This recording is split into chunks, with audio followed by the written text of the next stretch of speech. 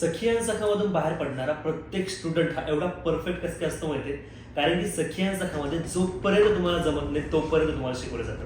म्हणजे 45 डेजचा जरी कोर्स असेल ना, त्याला 4 महिने जरी लागले कम्प्लीट करायला, तरीही आम्ही मागे पुढे बघत नाही. पण आमच्याकडनं बाहेर पडणारा स्टुडंट हा परफेक्टच असेल याची आम्ही काळजी घेतो. म्हणजे जोपर्यंत तुम्हाला एखादी गोष्ट कळत नाही तोपर्यंत आम्ही पुढचा टॉपिक चालूच करत नाही.